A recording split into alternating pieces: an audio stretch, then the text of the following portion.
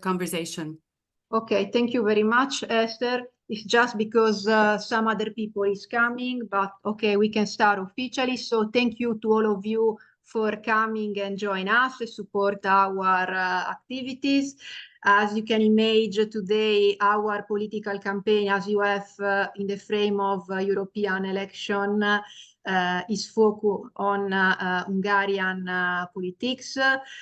Briefly, our organization is committed in this competition, electoral competition, to bring to the attention of the audience a call for a convention and treaty reforms. We are acting with several tools, innovative traditional tools. Basically, we are going to spread our pledge to potential candidates to gather consensus and rebuild the Spinelli group into the next European Parliament. We are gathering signatures from relevant personalities from each field on our manifesto to build an acting committee to build in perspective the United States of Europe. So we are committed. I don't want to take my speech longer. I would like to thank you, our super guests, to make a valuable intervention to moderate, and Esther Nagy, as president of the UF Hungary, as the member, to believe so much in this event. So Esther, you have the floor. I don't want to take it too long. I already thought at the beginning that there has been some events going on, some bigger changes in Hungary, and that was the idea why we wanted to organize this event. And I'm very grateful to Tobias that he took the role of moderator, and I would like to pass immediately the floor to Tobias to start the discussion. Thank you. Yeah, thanks a lot for the introduction. I'm very happy to discuss what is happening in Hungary, especially since February this year. I mean, the topic of the talk is, if I just quote it, the stakes of the European elections in Hungary. What will be the impact of the political earthquake caused by Péter Magyar, the new rising star in Hungarian politics? So it's, I think, a couple of notes at the beginning, and then we can jump into the conversation. I think it's important to flag that there are not just EU elections in Hungary, as everywhere else in the EU. There are also regional elections. Usually, regional elections in Hungary take place in autumn, but the government has decided to shift them to June, and we can maybe also talk about this move, why it's kind of a strategic move, which also makes it slightly more difficult for the opposition. As a comparative political scientist with a focus on Central Eastern Europe, I think it's also important to highlight that Hungary in political science is not coined as a democracy anymore. It's kind of a hybrid regime. It's not a full autocracy. I mean, if you remember Jean-Claude Juncker saying, "Hey, the dictator is coming." I mean, it's somewhere in between. So it's not a full democracy, which is also important to highlight, especially when we talk about the current development. And thirdly, if I have to very briefly wrap up what has been happening since February. So in February, there was a scandal published that somebody who was found guilty to cover up a pedophile cause was pardoned in, I think it was April 23, during the visit of Pope Francis in Hungary. And he was pardoned by the now former president of Hungary, and also this pardon was signed by Justice Minister back then, Judit Varga. So they had immediately to step down, which was quite a stark move, I would say, by Fidesz. Also because Judit Varga was the lead candidate of Fidesz in the EP election. So basically they eliminated their lead candidate a couple of months ahead of the election. And then also, I think it was the next day, the ex-husband, and we're going to talk a lot, I guess, about him, Péter Magyar, entered the stage. I mean, not that he was unknown before, I think Judit Varga and Péter Magyar, they were kind of a power couple in Hungarian politics in a way. I mean, like kind of a poster couple with children, and they're successful, and they were in Brussels defending Hungary in a way. But they are divorced now, and he started to mobilize for his cause, saying that basically the government is corrupt, and kind of highlighting certain developments. And a couple of weeks later, he leaked a video which he had been recording. I think it was in early 23. It's like around a 2-hour conversation in the kitchen with his ex-wife, and they talk about corruption in Hungary, and that the government deletes some files from like corruption cases and so on, that they try to cover up kind of systematic corruption in Hungary. And since then, he has been mobilizing the masses. He also, because I mean, he's running, like not him personally, but he is running for the EP, at least with a party, a small party. And we're also going to talk about the party, because he missed the deadline to register ahead of the election. So he joined an existing small party, which was not really relevant before. But I think at the moment they have like between, if you look at the polls, between 20 to 25%, which is quite a stark result for this former insider. Last footnote, and then we can start already into the discussion. It just tells you how complex the case is. The moment, or at least shortly after this this tape was leaked, which he had been recording with his wife in early 23, she accused him of having been an abusive husband for the past 16 years. So it's also kind of a reaction. We can also delve into this, how the government tries to calm down the situation, put out the fire, which used to be quite successful, I would say. In this case, they don't manage to do so very good. And I think we can already jump into the discussion, and maybe we can. I mean, Daniel and Esther, you can just come in. Maybe you can just give a quick assessment. Why is there like this window of opportunity for him, for Péter Magyar? Why is he successful in mobilizing people? Because basically he's not telling something new if you follow Hungarian politics, but for some reason, and I would like to ask you about those reasons, he seems to be like a very serious challenger to Prime Minister Orbán. Okay, thank you, Tobias. I would take the floor because we agreed that I'm based in Budapest, and I even went to one of his manifestations, so I have some personal experience in this vibe, or in his movement, how it has happened. So basically, he has a big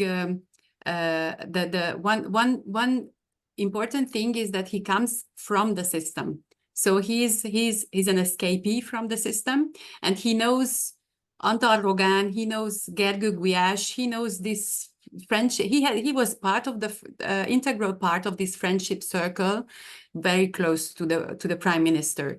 So he knows a lot of insider information, and he is using very professionally, like this tape, this audio, this couple minutes audio that he recorded with his wife, with his former wife, when they were still together, that you just mentioned. He promised it a week ahead, and then it was a whole nice media hack around it. So he's someone who apparently has planned his entree into politics before. He prepared some munition for himself, and he's using it in a professional way to leak information. He also went to the he was summoned to the state prosecutor. They had a couple-hour discussion there, but we don't know what happened. So there is a kind of a mysterious circle around him. But what we can see that talking, he doesn't talk very differently from the opposition on one hand. On the other hand, he also says many things that would be close to the heart of Fidesz voters. Like he tells himself conservative, Christian, but he also tells he would join the European prosecutor. He also tells that he would support a Europe of sovereign states, but on the other hand, he has some ideas that he took from the opposition. So basically, what he seems to be searching his big direction, and but this is not the important thing. The important thing is that he is apparently now very attractive for the people who want change in the country. And even in Debrecen, which is a Fidesz stronghold, it's in the eastern side of the country, he managed to have a big manifestation of 10,000 people. That has never happened in Debrecen from someone who is an opposition figure. And very curiously, he managed to turn the state propaganda, which is constantly after him, he managed to turn this in his favor. And I'm also curious of Dani's opinion, but nobody has ever managed to fight against character killing from the government, from the state propaganda so effectively. You mentioned this home violence case. So that was an interview organized by a public TV, and they invited Judit Varga that she should talk about it, and they tried to play this card against him, but even this was not effective. So the majority of Hungarians don't believe that it's true, and also it's not really logical because Judit Varga used to be justice minister, and she was actually telling that we don't need the Istanbul Convention because in Hungary everything is fine with the protection of women and etc. So it is also a big contrast that now she's complaining that she was a victim of home violence, and it is a little bit contradictory, and even at one point not so trustworthy if a former justice minister who is against the Istanbul Convention, who said everything is fine, would come up a couple of years later that it was not the case. So, I mean, that she was a victim. So, and you are right, Tobias, that Fidesz cannot find the good narrative against him. Even though they spent enormous amount of money, they said that it counts up to 150 million forints, like the highest peak of the campaign that they try to spend against for propaganda against him. But somehow it's not effective. And yeah, it's a very interesting phenomena, and everybody is just watching cautiously what's happening, and opposition parties are also worried or anxious because he is gathering voters more from the opposition at the moment. Also, he managed to mobilize some undecided voters, which is a good thing, but he is endangering especially the smaller opposition parties. So everybody is now, the whole political scene has been blown up by him a little bit, and it's very interesting to see how much he can really damage Fidesz at the European elections, and also what influence it can have at the municipal elections, which will be on the same day. And with this, I would pass it on to Daniel to give a more professional insight. And maybe I can Yeah. just like ask one more question for Daniel, because you mentioned also that, like, just for the others, I mean, in the last national election in 22, I mean, there was also kind of I mean, it was not such of a rising star, but there was also kind of an independent candidate like Péter Magyar, who was kind of backed up by almost all opposition parties across the entire political spectrum.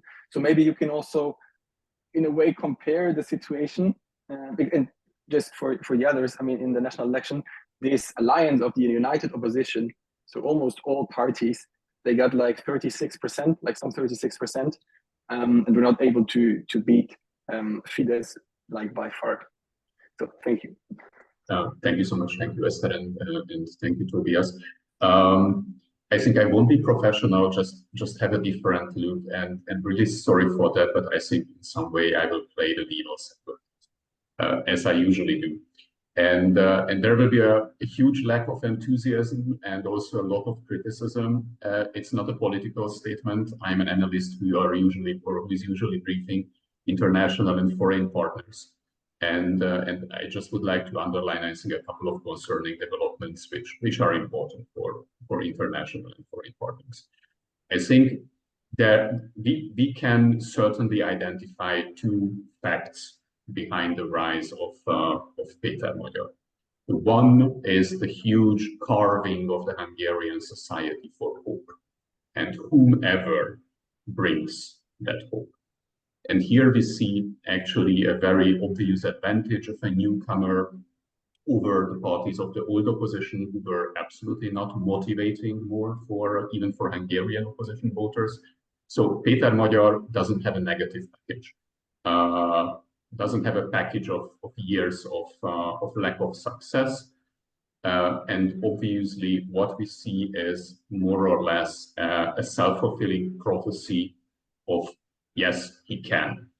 Because what we saw over the past couple of months or 3 months is really a rising star who very effectively built together an attractive profile, then a party, then successfully managed to establish a list for the EP elections, and actually just was able to enter the political arena within 3 months, having the largest opposition party in the country. And that's obviously, I think, deeply impressive for Hungarian voters.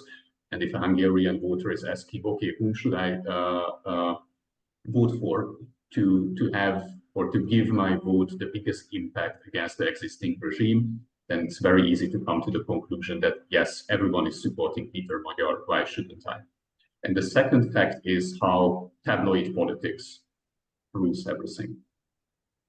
Because what we see here is actually a very successful trolling of the Fidesz propaganda machine, actually starting to build attention and also being known for a tabloid story, which is not different of the political family scandal reported at the front page of Bild Zeitung in German-speaking countries, or being the plot of a Latin American telenovela, and building actually on that attention, one can start a political career which is exclusively centered around communication and not content.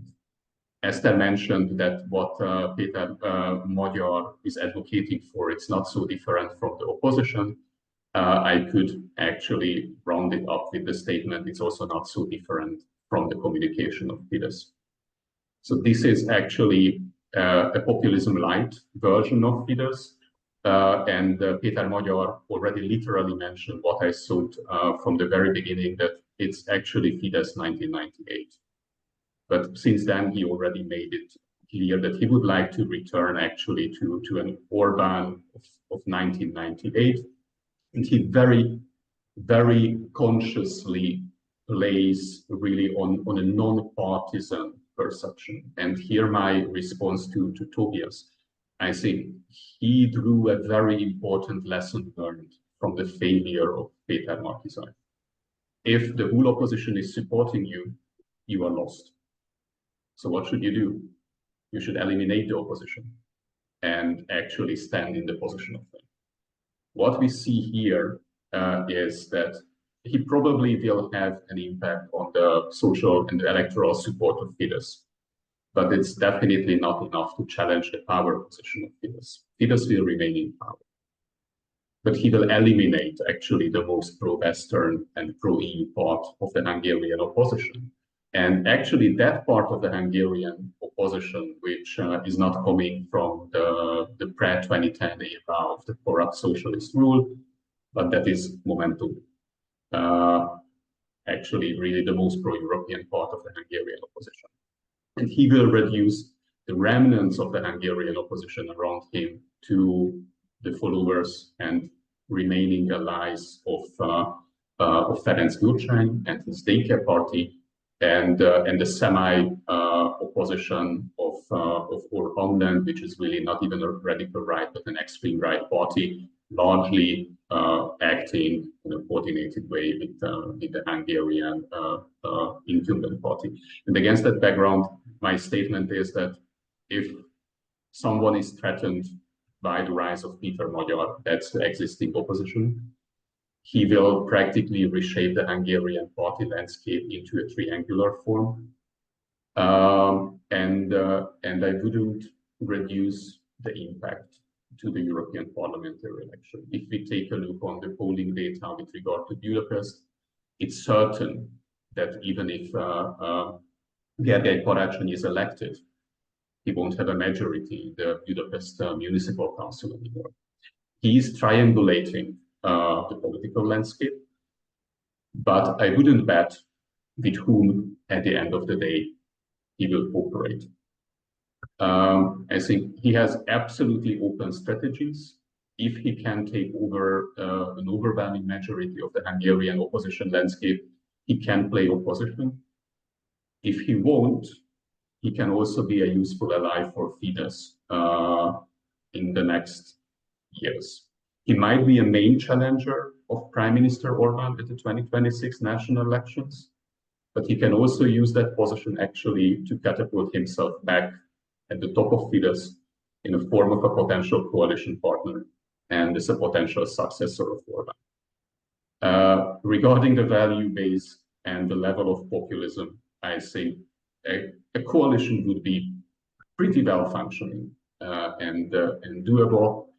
And I think we should also, as comparative political analysts working on the Central and Eastern European region, I think a potential scenario won't be necessarily unfamiliar from the scenario of Péter Pellegrini and Hlas in Slovakia. Coming from the governing party Smer, splitting himself up, building himself up against Fico, just to join him by the next crucial elections and actually being catapulted in Slovakia in the head of state position. I am not stating that this is the only plausible scenario, but I think we should be aware that this is a plausible scenario. And it's certain that the first victim of Péter Magyar will be the Hungarian opposition. I know that in these enthusiastic times, these words are not necessarily the mainstream. I'm a very optimistic person, so please don't start your questions and responses why I am so pessimistic. But I think he's a power gamer and a power player. I think this is also very attractive for the Hungarian voters because he's actually the first opposition leader since 2010 on whom you can really feel that he wants power. And it's a necessary ingredient. If you take a look on Gordon Bajnai, Gergely Karácsony, you don't see power-hungry persons. He is power-hungry. And I think voters like that attitude to power in politicians, because that gives the impression that, yes, he really would like to enter that position and potentially challenge Viktor Orbán. But whether he will ultimately challenge Viktor Orbán or cooperate with him in midterm, that's absolutely open. And I'm stopping here. Yeah, thanks a lot. I mean, is it a direct question by Michael, because you raised your hand? Yes, it is a question. Just how do you see him? Is he more, let's say, is he real a game changer? Has he got the power for long-term, let's say, candidate for leading a political party in Hungary, or do you see him more as a, let's say, flash in the pan or straw fire? And maybe I can add one question to Esther, which I want to ask, because I mean, you are part of the opposition. Don't you want to have power? Because I mean, that's probably one of the reasons why you join politics, or at least you want to push forward certain policies. Maybe you can also talk a bit why it is so difficult for the so-called established opposition parties to kind of portray themselves as a credible opponent to Prime Minister Orban and Fidesz? Well, to start with, I'm a local councillor in the 2nd district of Budapest, so this is not the most powerful position, to put it like that. My attitude towards politics is rather to show an example that politics is for the people and not people are for the politics. So this would be a bit more rather my approach. And I think that also politics has generally a very, very bad reputation in Hungary. So nobody, very few people want to join politics because they fear that then they would enter this mud wrestle and it leads nowhere and there is no hope anyway. So this is, it's a very difficult, and also that's why the quality of politicians is very mixed. So you find all kinds of people, and it's true, I think, also for the opposition parties in a way. Okay, we know that that Fidesz has now a big problem of how to find lead candidates, because as we see, Tamás Deutsch has become the new lead candidate, and he is not a new person. He is a very old he is an old person, and he has also some he has a very bad reputation in Hungary. So I don't know to what extent he will help the Fidesz campaign. Apparently, he's not even willing to to meet journalists because he doesn't want to face questions. But going back to the difficulties of the existing opposition, these 14 years that have passed since Orban entering in power has been too long for the people. And what I see is that even when Márki-Zay Péter, when the opposition joined forces with Márki-Zay Péter, this was also not a full-hearted, or they were hesitating too long to join forces. And now what is curious for me is that this three-party coalition that now has formed around DK, it happened parallel to the rise of Péter Magyar. So DK has been talking about since the 22 defeat. They have always said, okay, we tried going together, it didn't work, now we will go alone. And they also formed the shadow government, and they tried to do everything on their own. And now they feared that they basically got anxious, and now suddenly they found the two other smaller parties, and the two other smaller parties had the interest to join them because they have an existential fear to how to survive in the political landscape. As also Daniel said, that this will be raising the small parties, this phenomena. And the problem is that the opposition parties cannot somehow renew themselves.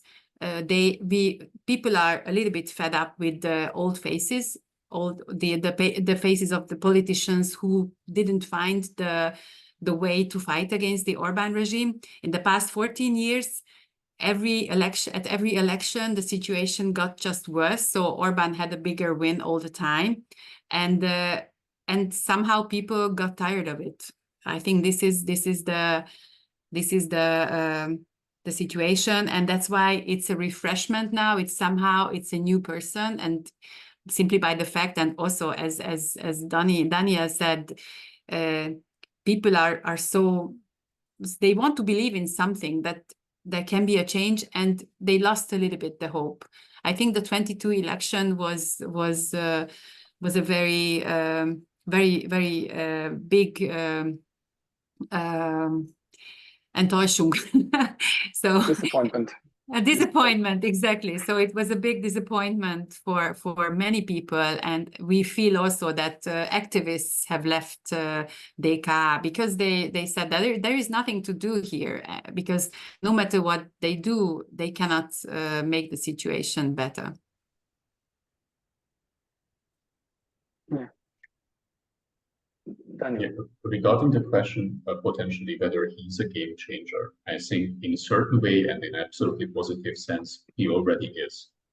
It was a mantra, or has been a mantra, over the past 4 to 5 years, definitely since the 2018 national elections in Hungary, among pollsters, political analysts, that forget corruption. You can't mobilize with corruption. The opposition parties shouldn't touch the topic of corruption. And then this guy came and practically re-established corruption as really one of the most crucial and central political question and topic of mobilization within a period of 3 months. And I think it's essential because on the one hand, yes, corruption belongs to the heart and the DNA of the Orbán regime. And if explained properly, this is a function of the Orbán regime which hurts and disadvantages every single Hungarian citizen. So I am not questioning his positive contribution in that regard. Whether he can be a game changer in mid and long term, we don't know, and no one knows, because there will be a very huge challenge for him after the EP and local election, how to sustain momentum. And it's obviously also a question of institutionalization. He will need a party structure, people, program. Okay, program in Hungary is not as important, but definitely people and party structure.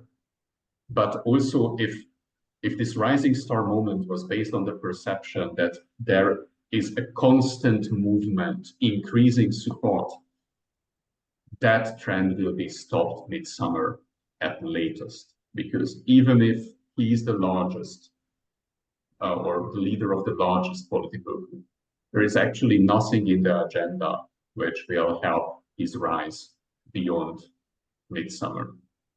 And whether he will be able to still dominate the Hungarian public discourse, I very much doubt it. Not questioning, he has very, very excellent communication advisors. It's sheerly demonstrated by the fact that he's perceived as an insider. He's not an insider. He belonged to the 3rd rank of Fidesz. His whole asset was his wife. He's not even a whistleblower. He doesn't have any insider information. His only piece of information was the recording of a family conversation with his own wife. But he could pitch it in a way to stage himself as an insider. So it's an excellent communication performance. But I don't know how long you can really build a castle practically just out of communication. So there will be very, very huge challenges how this momentum can be sustained. Whether he manages the challenges, then I think there is a very good chance that he can be in some way a game changer, being a challenger of Orbán in 2026, who can actually rely on a very stable electoral support without all of the moral and other challenges that would surface if he would be an official ally of Ferenc Gyurcsány, the old socialist, and so on. So that would be actually a new, fresh political power on the party landscape. But if he won't be able to successfully manage the challenges, I don't think that this story can be fundamentally different from the story of Péter Magyar or Momentum. Momentum was established in 2017, was very successful at the 2019 European Parliamentary election, and 5 years later, it's a one-person party, actually will be killed in a month by Péter Magyar. So not the same dynamics, because it was a longer trend and never peaked above 20% electoral support. But whether he will be a game changer or not, we will be able to see that around July. Yeah, thanks a lot. There is another question, please.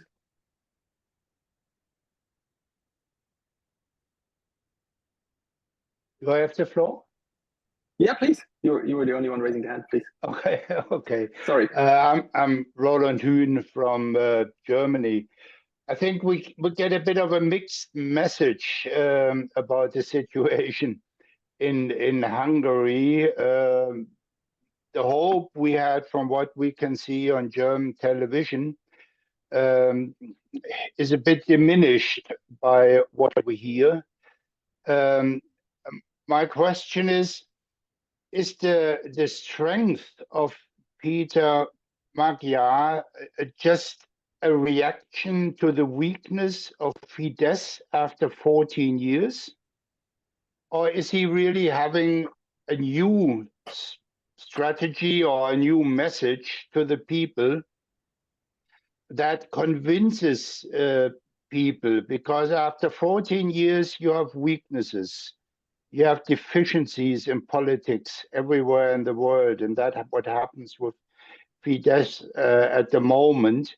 So is he just a strategist, or is he having a good tactics to step in and make benefit from these weaknesses?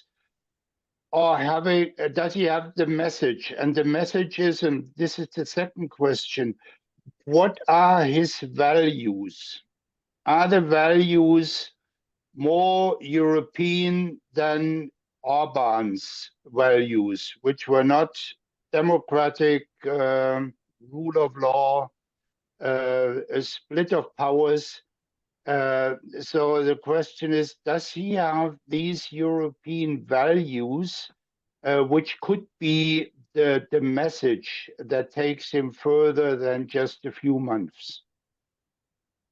Yeah, thanks a lot for the questions. Who wants to? If I may first react to that. Yes, At the pardon scandal, I was at this manifestation just the day before Katalin Novák had to resign, and it was a very, very interesting week, because she still after the coming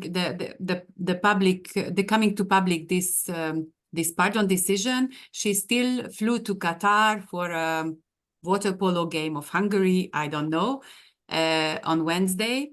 And then on Friday evening, there was this manifestation, and opposition parties said they would stay every day at this Sándor Palota, at this presidential palace. And the next day, on Saturday afternoon, we heard the news that Katalin Novák had to resign, and this was a very unbelievable development, because in the past 14 years.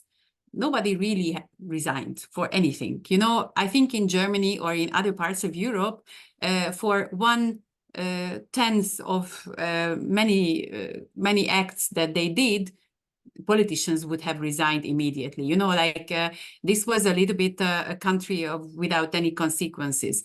And for me, I had the feeling that this pardon scandal in itself marked a big weakness of Fidesz, because Fidesz put on the flag this big child protection law. You know, that was a big ideological battle for Fidesz, and this pedophile case, or this pardon for a pedophile supporting person, was absolutely the opposite of it. So it was something which didn't fit in the image, and ever since they don't find a narrative. So my feeling is that also Fidesz has become weaker, even though they are still in power, and they show strength in a way, but they don't find this line of communication, of dominating communication any longer. This is my impression. And of course, power makes you use, as Roland, you said, they are a little bit used already. And for example, Orban put a lot of effort into these two female politicians, and with their resignation, with their disappearance, there are no more women in the government. I mean, it was a total wasted strategy, and they don't find now there is a mayor candidate who is a woman, but who is put there to fail, because she's a Fidesz candidate, but she has no chance to win in Budapest. So somehow we don't see that we see that there is some weakness. So I would say that I don't know how much, to what extent Péter Magyar is, there was a momentum for him because he's a former husband. He also said without the resignation of Judit Varga, he wouldn't have started his political movement. So that was a precondition. But I had the feeling that something has broken with Fidesz. This is my feeling. And now I give to Daniel to give a more depressing impression. Thanks. I am good in giving depressive impressions. No, I think there is a very important window of opportunity now for the project of Péter Magyar. And this window of opportunity is actually the state of the Hungarian economy. Hungary still has the highest inflation rate in the whole European Union. The state of the public budget is approximately like it was between 2006 and 2009. So actually in the worst condition, and in the era when Hungary was under excessive deficit procedure in the European Union because the social liberal governments overspent actually on a regular basis. And there is a prolonged economic crisis. The political impact of that economic crisis was not necessarily visible after the first 1.5 years of the full-scale invasion of Ukraine by Russia. But now it's prolonged and even not comparable to the economic impact what we see in the other countries. And the reason is simple. The Hungarian government does not have any leeway and economic and financial firepower to actually limit the negative repercussions of energy price levels, state deficit, and so on. And when people first time actually since 2013 start feeling that the economic legitimacy of Fidesz is waning, then obviously such scandals like the pedophilia scandal mentioned by Esther are also perceived differently. So the legitimacy environment for the incumbent party changed fundamentally, I think. But when it comes to the question whether Péter Magyar has the values, my question here is again, we don't know. Viktor Orbán also didn't admit in 2010 what are his plans and what will be his new values. What we see here is that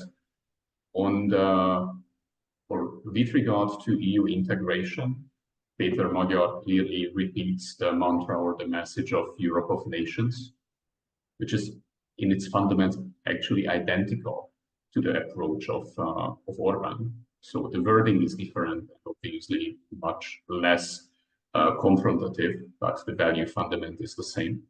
So don't expect Péter Magyar turning to be a European federalist. And he repeats populist messages in foreign policy and EU policy. When he was asked whether Hungary shouldn't actually support Ukraine, then his response in his interview given to Gazeta Wyborcza last week was, why should we?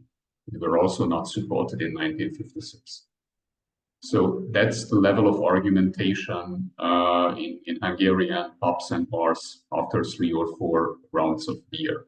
I think that's not the level of argumentation how a politician with values and understanding of the strategic implications of the whole situation in Europe should give. Actually, not in a domestic context of, I don't know, in a speech at a protest, but in an interview to the highest quality Polish newspaper. And the same is true with regards to political or policy positions in an EU integration context. Of course, one of his main messages is joining the European Prosecutor's Office. But once he was asked whether the European Union should actually put in place or keep in place financial sanctions against Hungary due to the high level of corruption and the lack of the rule of law, then his answer was no, because this money belongs to the Hungarian people.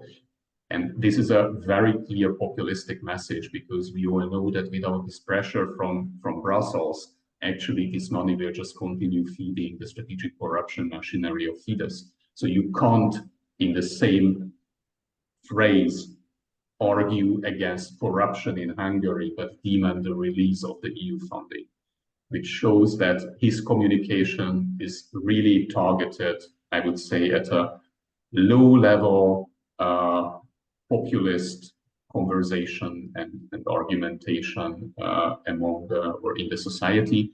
It's not how I think a value-based politician with a good understanding of the international situation argues if he would like to provide actually political alternatives.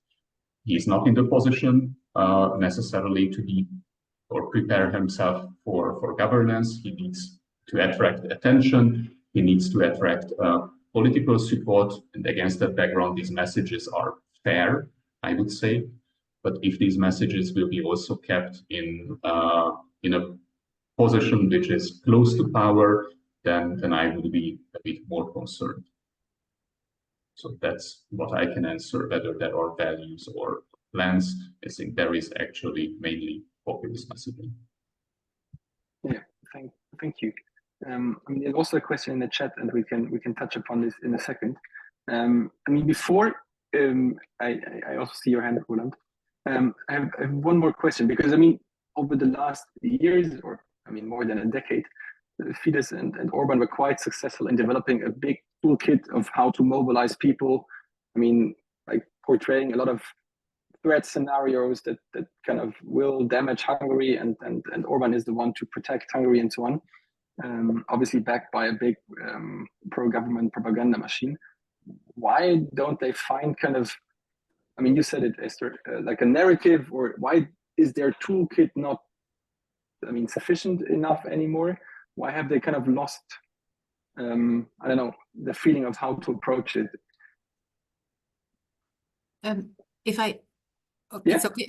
I want to react to that, because we experience that there are these information bubbles. We talk about these bubbles, and you know, state television diffuses government propaganda, but people got curious to check like independent YouTube channels, because they didn't get any information about Péter Magyar on the state television, so they clicked on other independent media sources.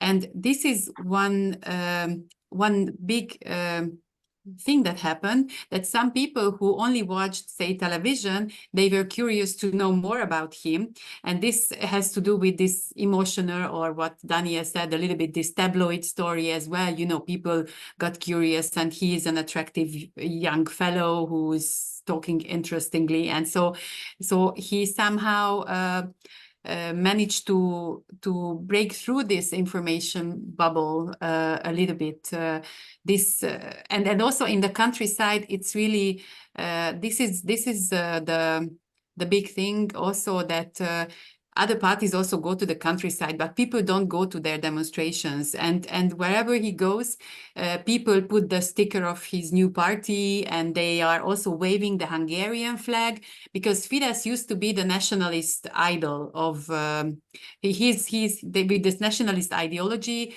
they hijacked the Hungarianism, to put it this way. And Péter Magyar plays on this card that he uses the Hungarian flag, he uses the Hungarian national symbols, he's using it in his favor. So he didn't so he just simply took it over, and it seems to work. It seems to give people some kind of emotional connection or emotional impact to the people. So I think that a little bit what the traditional opposition is doing wrong, they want to talk pragmatically with the people, they want to talk about issues, they want to talk about program. And Péter Magyar wants to give the feeling that they are in a demonstration with music, with a famous actor, with some poems. You know, he's kind of, we might call it a little bit populistic, and I agree with Daniel that we have no idea eventually what his political program will be, but he gives this feeling of belonging and feeling of hope, and his message is, don't be afraid.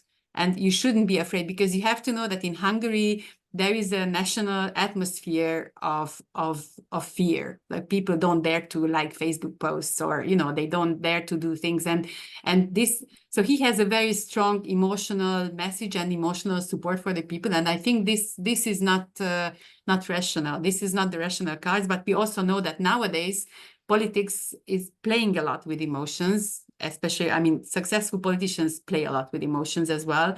So I think this is a little bit what plays in his favor.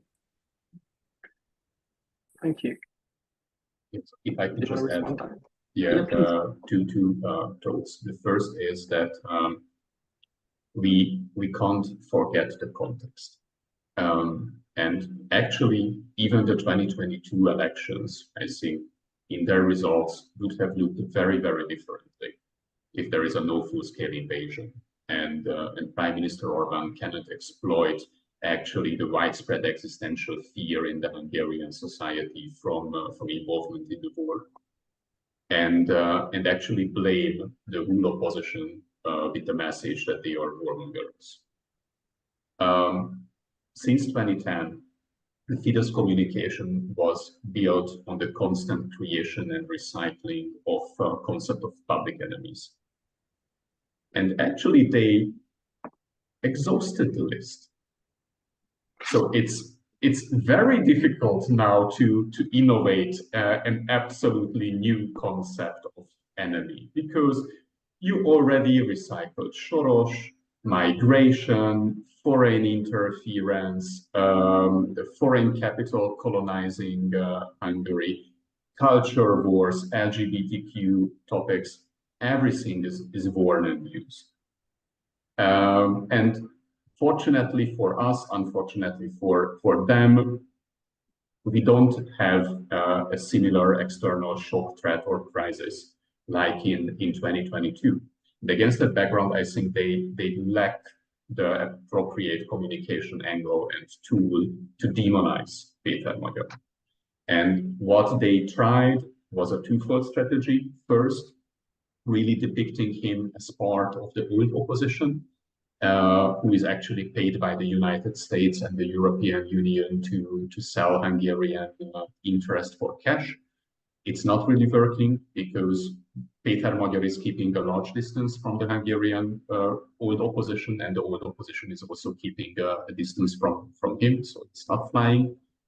And the second attempt was domestic violence.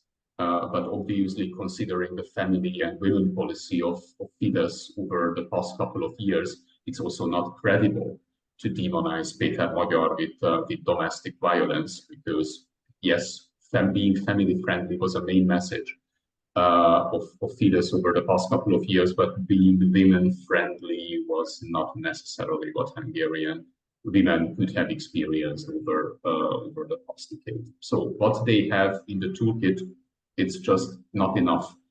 If there will be a new external shock, which in some way can be linked to Péter Magyar, I think they can be more successful. But what we see is that what they tried to use until now, it was not efficient. Yeah, thank you. I think if you have been to Hungary recently, I mean, there's one very prominent billboard by Fidesz, which just like wraps up what Daniel was saying, because it features some prominent figures of the Hungarian opposition, both the old one and Péter Magyar, and they have some signs in their hands. In Hungarian, one says migration. I think Péter Magyar has a sign in his hand which says war. I think it's the mayor of Budapest who has a sign in his hand which says gender. So basically the old enemies. And in the back, there is Ursula von der Leyen, who is kind of, I don't know, controlling them. And it says like the humble servants of Brussels, which is also very similar to an old one from the last EP election, where there was George Soros, and he was kind of the puppet player of Jean-Claude Juncker, which also led to the suspension of Fidesz from the EPP. Let's just, I think in chronological order, there's a question in the chat. Just one thing I wanted to highlight on this regarding this billboard. Ursula von der Leyen is sitting in a red clothes in a red armchair, and all the others are dressed as servants. So like the visual is also telling. Sorry, just this.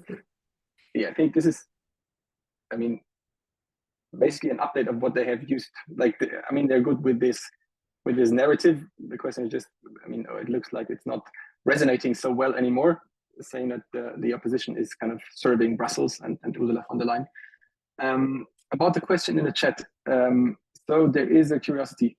Has he, I guess it's Péter Magyar, domestic allies? I think we kind of talked about this already, that he's kind of scaring away from the opposition, the old opposition, and vice versa. But the question is, like, who is supporting him, which is, I guess, an important question. Also, if we know that, like, the stronghold of Fidesz are in the countryside, and you, Esther, managed that he was also mobilizing people in the east of Hungary and so on. And obviously, what is also important, and I guess many of us know this, I mean, if you do a campaign, if you run a campaign, I mean, Hungary is not the biggest country in the world, but certainly it takes some resources to, like, capacities and also money, obviously. So maybe some of you has insights into where is the, like, it's always a good question, where is the money coming from? But also who are kind of the organizational allies of Péter Magyar and so on. If I can start, we see that he has money because there is no problem to set up stage and to set up the loudspeakers and everything. And what I heard is that there are there must be business partners who want to stay secret, but they hope to help. They hope something from Péter Magyar. And for sure, it's coming from it might even come from some oligarchs, who knows? But we don't know openly. It's not known, so we can only guess who might be supporting him. But he has clearly money. That we see that he is not lacking money. And in the organizational aspect, I think that. Well, there are some minor, like Márki-Zay Péter himself said that he would support him, but he is not really competing with him anyway. So I don't think that there would be really other parties supporting him, because everybody is just a little bit also afraid of him. Mi Hazánk, the Homeland, this extreme right party, is also playing a little bit weird, because now they want to go for Péter Magyar wants to have a debate in the Hungarian state television, and of course Hungarian state television is not easy to have a debate with anybody, and there is a polemic on this issue, but no, there are not, in my opinion, but I don't know if Daniel, you know something about that, who would support him otherwise. No, and I obviously also wouldn't like to comment on the finance issues, but I think if we take a look on Hungarian oligarchs who were heavily attacked by Fidesz over the past couple of years and are known that they supported, for example, anti-corruption and other NGOs in the past, then I think if you look in that direction, it's not a wrong direction to identify potential supporters. But I think he has also a big challenge with human resources, and we see that he has advisors actually coming from the old opposition in very high level or with high level engagement. His legal representative is Péter Magyar, the former socialist minister of justice before 2010. Over the past couple of weeks, some people were also identified playing a crucial role in his communication and media campaign. They were also actively attacked by government propaganda outlets, like Nick Torp, one of the most prominent foreign journalists living in Hungary now for more than a decade. So we can identify really impactful and skillful people who, from the background, support his project. But if we take a look actually on the candidates on his list, then it's a very interesting mix, because even though his narrative is populist. I even couldn't imagine a more elitist list of candidates in Hungary. Actually, an overwhelming majority of the EP list has degrees either from the United Kingdom or from the United States. So really internationally educated and highly skilled people who until now didn't want to play a role in Hungarian politics, and this changed. And I think this is also a strategic approach, because in order to avoid being associated with the old opposition, you have to keep old opposition people at distance.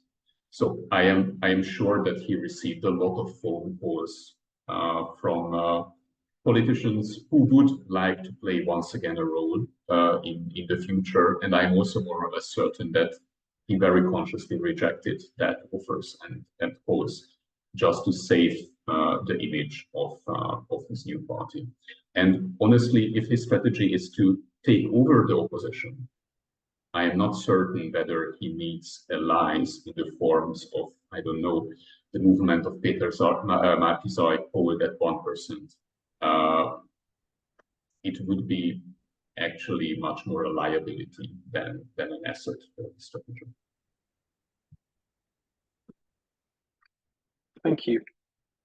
Roland, you had a question. At least you raised your hand, and now it's down again. Okay. I don't know if I may, thank you. I gather from the information and the conversation we have that Péter Magyar is not the game changer when it comes to values, which are always important for us as a union of European federalists. But might he be the trigger for other people, for other parties, for other movements to come up once they see the Fidesz is weak? That he shows Fidesz is weak, and there might be a chance maybe for others to come up and say, okay, but we want to introduce values again, European values. We want to be one of a esteemed European member state. Esther, Daniel, do you think that could be a long-term result? I would start with that as also Daniel said, that he is repeating a lot of things that Fidesz also is saying regarding Ukraine, regarding Europe. And I think it might be also tactical on his behalf, because you have to know that, I mean, you know that Hungary has been under this massive state propaganda. So especially people in the countryside have a very different mindset. So maybe he wants, this is my optimistic thinking, that he wants to capture the Fidesz followers with something which is not that different from what Fidesz is saying, because people's mindset is so much infiltrated with all these ideas. So this would be my optimistic assessment. And on the other hand, I think that if he manages to weaken Fidesz, then there could be room for maneuver for other political parties, because the thing is that with our election law, with our currently, if it's such a big block, then you cannot go against at a parliamentary election. They say that as long as Fidesz is not below 40% of the supporters, but Daniel will correct me if I'm wrong, then it's not possible to go against them. So there is a threshold that Fidesz has to go below, that the little bit democratic competition could come back. And there was an interesting element in Péter Magyar's how he set up these European candidates, because he made a vote on Facebook, if I know it well. So there was a list, there was a selection of a couple hundred people, and people could vote for these people. And this was a very new political invention, because from the other parties, we saw that, okay, politicians were assigned to the list, but somehow it was a sense of democracy that people could vote for European Parliament candidates. So it's, yeah, yes and no. So we will see. But I think there should be also someone on the left liberal side. If DK can do something different, I don't know, but there could be maybe opportunity for others. But I'm curious of what Daniel would say to this. I think you can barely win elections with values, and that's definitely the case in Hungary. The Hungarian society's relationship with the European Union over the past 20 years was overly fragmented. Hungary, together with Poland, used to have actually one of the largest social support for the EU integration. In the case of Hungary, it only dropped into the EU average over the past, I would say, 1.5 year, when actually the government successfully accused the EU sanctions on Russia as a main reason of the economic downturn in the country. But this, even previous social support, was not because an average Hungarian would have shared the idea of the European integration as an essential peace project, or never question democracy, rule of law, and fundamental rights. But the motivation was actually pragmatic and economic. They saw membership in the European Union is actually the key vehicle and asset to promote economic development in the country. So it was a welfare motivation for the European Union, and not a value-based motivation. I couldn't imagine a more federalist party than, for example, Democratic Coalition of Ferenc Gyurcsány used to be over the past couple of years. In 2019 and later, they campaigned with the slogan of the United States of Europe. I think that was a huge communication mistake, and a campaign message that obviously didn't fly. But if you need commitment for values, it was. It's not paying when it comes to gathering votes. Whether this also populist pragmatism of Péter Magyar can open new opportunities for other opposition stakeholders, I doubt. And the reason is that actually the remnants of the value-based Hungarian opposition, who are really advocating for more integration and an ever closer union on a value basis, they will be closed into Democratic Coalition, which is a toxic party on the Hungarian party landscape. I think Hungarian socialists and Dialogue, so Párbeszéd Magyarországért, have most, and definitely not more. They have last time a joint EP list with Democratic Coalition, but it will be also clear for Ferenc Gyurcsány that they don't have any value anymore. They wouldn't be able to attract even a single person on their own. So there will be a couple of politicians who will join officially DK, and this is the end of the story for the smaller parties. Momentum will die in the same manner, more or less.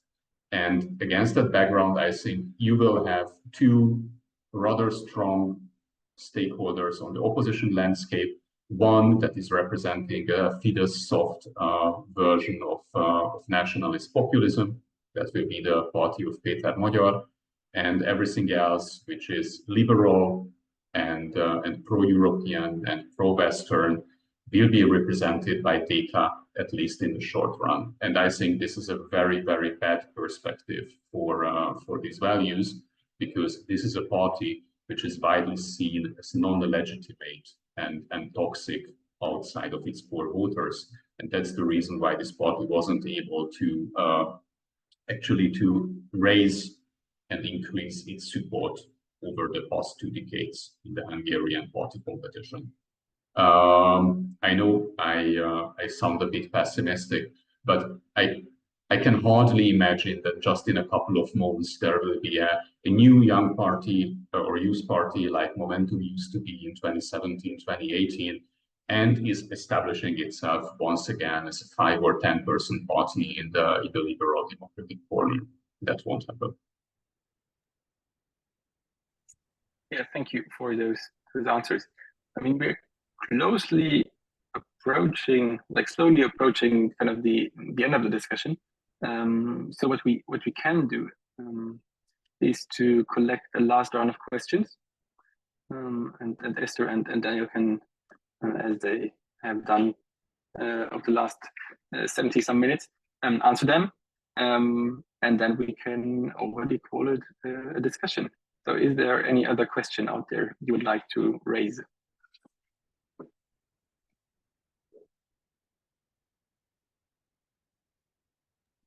Or was Daniel too pessimistic and you have lost the hope regarding the political situation in Hungary? May I ask a question from Daniel? Please, please. Because well, I'm a politician. Okay, it's a local level. It's not the national level actually. So it's a more quiet zone. to be honest, in the 2nd district, we have a good cooperation with each other in a coalition, and actually I would argue with you a little bit, because I think that the 4 MEP places that DK won in the 19 election, I think that was a bit of a result and a bit of a surprise for DK himself, because they had this United States of Europe slogan. And I actually personally, that was my reason why I joined DK, because I thought, okay, finally someone has a good slogan and a strong European angle. So that was my motivation. But what would you suggest if somebody wants to contribute to a European change in Hungary? I know it's a broad question, but you are a smart person. I think it's a $100 million question. Yes. Yes, and I'm a political analyst, and and I think it's not a fair question to a political analyst. And I used to work in international affairs and not in campaigns, so I'm definitely not a campaign advisor. I just can have a couple of very contradicting words. And on the one hand, I think opposition parties should have learned to work for the long run. And against that background, they should be value-based politics. So I am not arguing against the value basis of DK.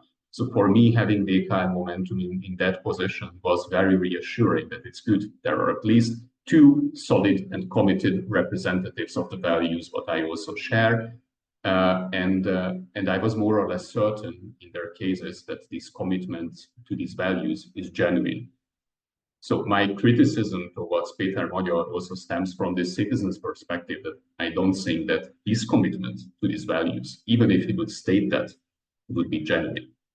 But the different perspective is that whether either Momentum or DK was successful with these messages, I think then the answer would be, we don't know, but there was definitely no breakthrough. You are right that we can interpret the 2019 EP election results of DK in that way. I could offer actually a different reading, that in some way it was also a consequence of the collapse of the Hungarian socialists, and that the Hungarian socialists were able to send less MEPs into the European Parliament. So there was actually just voter migration from one left progressive party to another left progressive party. and there was definitely no breakthrough out of the bubble. However, what we see here is that actually the Hungarian voters are punishing those opposition parties who are playing for the long run and are committed to their value basis. Because if we have this tabloid style of politics, then the voter wants entertainment, actually motivation, as you argued. I couldn't agree more with you. They want the feeling. And if parties which are very technocratic, so for example, Momentum became very technocratic. In my eyes, it's attractive because I think their two MEPs were the best advocates and professionals of rule of law protection in Hungary, in the European Parliament. But this is not attractive for an everyday voter. And against that background, I fear that the strategy, in some cases, we as citizens, as voters would prefer, it's very distant from the preferences of an average voter. And against that background, potentially Péter Magyar is right if he shapes his campaign actually on polling and other focus group results stemming from the research of the preferences of ordinary people. Yeah, thank you. There's one more question in the chat, which basically says, why should the Hungarians, it's about the full Russian invasion into Ukraine, why should the Hungarian people fear von der Leyen more than Putin? I think you can also add Xi Jinping on the list, who recently visited Budapest. And also probably as a closing question, if there are not any questions anymore, probably we can try to give an outlook. I mean, you, Daniel, said, I mean, I think you rightfully said so, that the momentum will die for Péter Magyar at some point, especially over summer. I guess it's very difficult to keep up the spirit and this mobilization moment. So what's going to happen also, because Hungary is going to have is going to chair the EU Council from 1st of June. So what can we expect from Hungary? I mean, I can kind of get that the outlook is not very positive, and it's also not going to be in a more pro-European value direction. But what can we expect from Hungary, and why is the EU or Brussels or von der Leyen such a potentially powerful enemy compared to Putin or Xi Jinping? I would start maybe. There was a survey about how people appreciate the Americans and the Russians, and the state propaganda has managed to turn it. So now people, the average Hungarian that Daniel just mentioned, have more trust in the Russians than in the Americans, because also the American ambassador in Budapest has been a target for state propaganda continuously.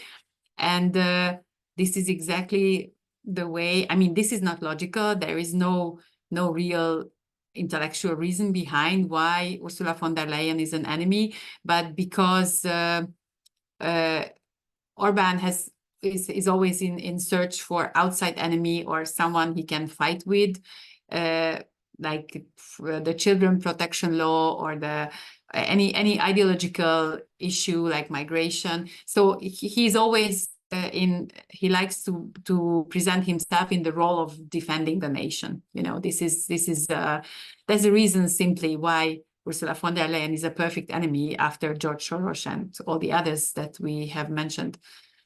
On the other hand, I would like to just mention that the municipal elections, I think, will happen a little bit in a more quiet way. However, Péter Magyar also starts some mayor candidates in Budapest districts against opposition mayors, which fits this theory of trying to first erase the traditional opposition. But for example, in our district, there is no Magyar Péter candidate or Péter Magyar candidate, and we have good chances against Fidesz, as we can hopefully continue the work, and I think that the municipal election will show also a little bit. The parties might even benefit a little bit from the rise of Péter Magyar, because if there is no Péter Magyar candidate, they can still vote more for the opposition. So I hope that we will be able to continue the work, and we have to wait and see what's going to happen. And I think that the second semester of the EU presidency will not be so decisive, probably. So the EU will survive, and I cross my fingers for that. Thank you for this optimistic note. Let's see what Daniel will tell us. Yes, thank you so much. If you take a look on the 2022 speech of Prime Minister Orbán from Bajdatusnad, 5 months after the full-scale invasion, he identified the 2 crucial threats to the Hungarian nation, which was migration and gender propaganda. The threat perceptions of the Hungarian regime are fundamentally different from the threat perceptions of democratic nations, which are neighboring Hungary in Central Europe. The regime has a multivectoral foreign policy strategy. Actually, it builds close relationship with the authoritarian challengers of the West. And this is the way how it creates leverage over Western partners that are unsatisfied with the authoritarian development of Hungary. Ursula von der Leyen is, I think, a well-identified enemy for 2 good reasons. The first, we haven't seen such development in the EU's approach to Hungary's autocratization since 2010, then since 2022. So since the beginning of 2023, the suspension of the funding in a couple of respects, generally the treatment of the Hungarian government was fundamentally different than before. And they know that in some way, this is also the result of the political positions of the Commission leadership.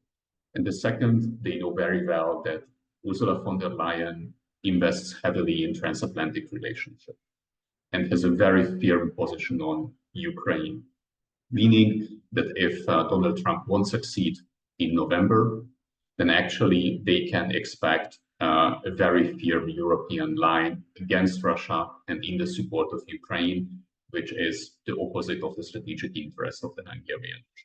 And against that background, they will start working also under the Hungarian Council presidency. I agree with Esther that it won't be decisive because there will be very few legislation, if at all, underway, and the rotating Council presidency has very little influence on the re-establishment of EU institutions. But still, whenever they can, I think they will play spoilers. For example, delaying or opposing further sanctions packages on Russia, like we see now in the case of the sanctions on the Russian energy export. And this will be the business as usual. They will try to upload as many illiberal agenda items in the Council they can against Ukraine, for Russia and China, and yes, it will be interesting to see how far they can succeed. Yeah, thanks a lot for those closing statements. We basically are very much in time, so it's 7:30. So there's one question.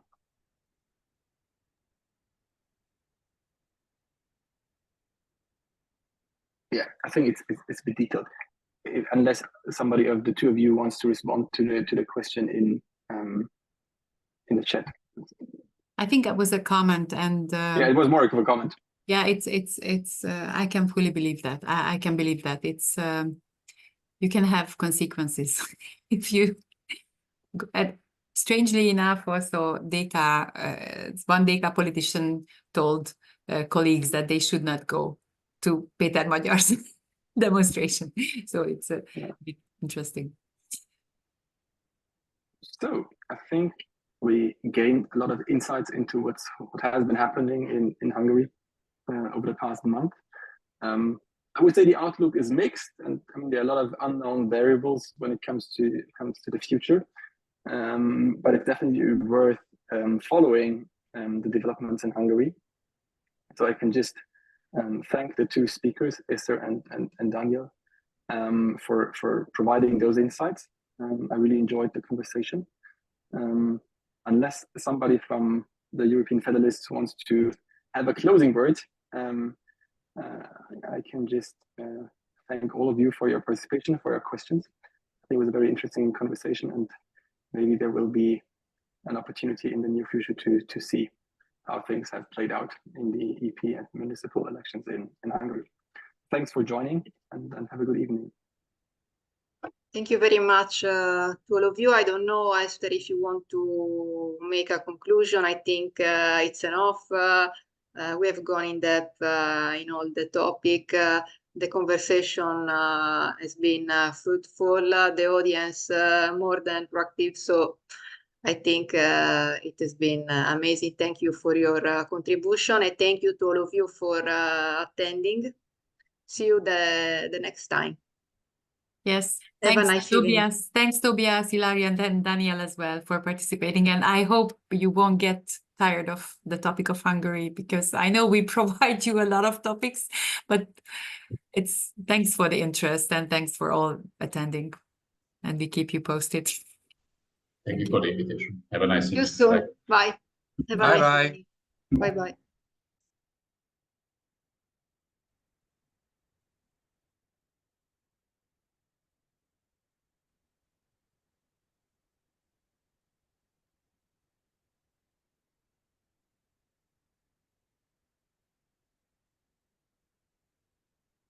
Thank you, Esther. It's been really amazing. Thank you for your job, for organizing this. Now, due to the fact that you have been amazing in organizing this, you know that there is a strong will to organize the next Federal Committee scheduled in November in Budapest. We discuss about this. For me, it's really important because I believe in this topic, but it's part of our working plan as well for 2024. When we are going to organize the Federal Committee in Budapest, we should, in my opinion, the Friday before the official section, organize, I don't know, 2 sections to go in depth in the enlargement in 2004, with a specific focus on the Hungarian EU membership. I don't know, maybe due to the fact that you are an academic, you have strong relation with academics, we should organize a really top-level panel, in my opinion, on this topic. So according legal basis, academic profile, blah, blah, blah, then maybe we can move to a session more political with our political leadership, maybe with a representative from the European Movement International, to speak about enlargement, deepening of the European Union, but in particular, we should try to make a connection among the enlargement of European Eastern countries with the new enlargement. So a kind of bridge giving a political perspective. I think is something that we should organize properly. It's yes, I fully agree. And also, what we can already assess European elections. We can assess, we can see how the process is going on with the setting up of the Commission, the Hungarian EU presidency. So if it's in November, then we can already see how the developments are, and also to have a kind of well, it will be after the European elections, after also we could have a follow-up discussion on what's going on, you know, also in our region and in